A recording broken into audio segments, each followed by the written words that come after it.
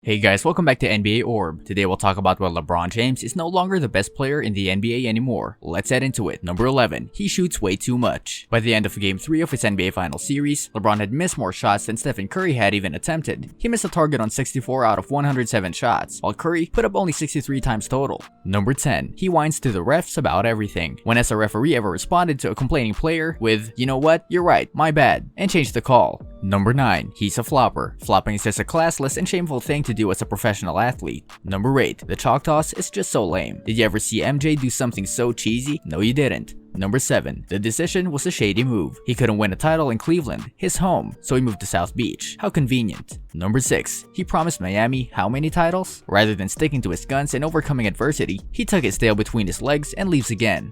Number 5. The return was an even shadier move. He got spanked by the Spurs in the 2014 NBA Finals and had the nerve to come back to Cleveland after hanging them out to dry. Bold move, but a shady move no doubt. Number 4. He's a self-proclaimed king. LeBron committed a cardinal sin before he even stepped on an NBA court. He gave himself a nickname. Yes, he was a huge deal at the time. And yes, he was the next big thing, hitting not only the NBA, but professional sports. But to quote Uncle Ben from Spider-Man, with great power comes great responsibility. Although he was fresh out of high school, LeBron should have realized that he shouldn't be petting his own ego. Crowning himself King James was actually contradictory to his philosophy with the Miami Heat this year. The Heat took a shut them up with your play approach. So earn a nickname with your play, not with your mouth. Number 3. Zero clutch factor. To mention LeBron in the same breath as Michael Jordan and Kobe Bryant has now become a sin. Being that James has proven time and time again that he simply couldn't close out games makes it difficult to regard him as one of the best ever to play the game. Throughout these NBA Finals, LeBron has continuously passed up open shots, clanked late field goal attempts, and eventually refused to rebound or play defense in the fourth quarter. I will take note of his 2007 Eastern Conference Finals game where he scored Cleveland's last 25 points in a double overtime victory. But that seems to be it for him. Can you really remember a moment where LeBron carried his team to a meaningful victory?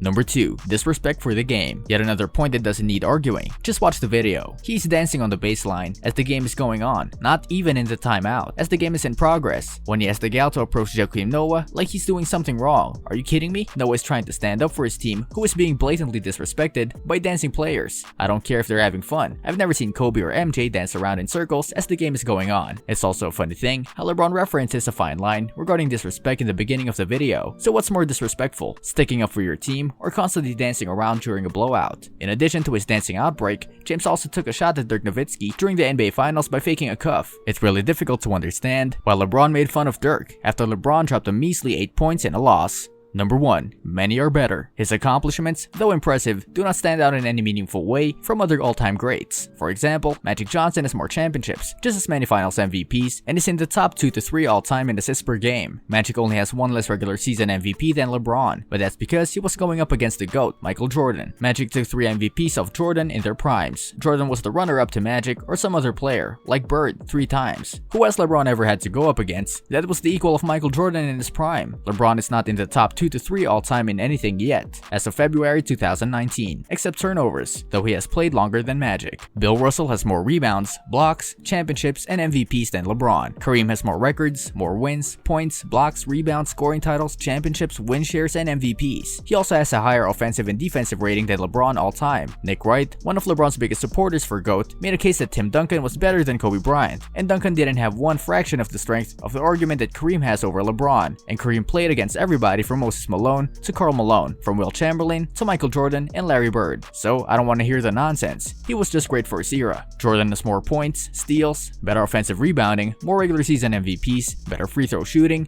just as many All-Star MVPs, and more championships and more Finals MVPs. Jordan also has more defensive player awards, more defensive selections, and more steal titles. His player efficiency rating, usage rate, win share per 48 minutes, and all-time defensive rating is higher. Jordan was definitely a better clutch performer, never melting down in any playoffs or final series, and is perfect in the finals, never getting taken to a Game 7. Giannis Antetokounmpo will be a very dangerous player should his mid-range jump shot and three-point shot become consistent. Right now, he's still heavily relying on his athleticism, which isn't necessarily a bad thing, given that so many defenders already have trouble guarding him. The issue will come once his athleticism starts to wane and can no longer power his way through his defenders like he does now. If Giannis is able to develop consistent mid-range jump shot or three-point shot before his athleticism decreases, I think he'll be unstoppable. This brings us to the end of our video. I hope you enjoyed it. Hit like if you did, and don't forget to subscribe to our channel so that you don't miss any of our videos in the future. Also, watch the 2 videos that are on your screen because I'm sure you'll love them. With that, I'll see you in the next video.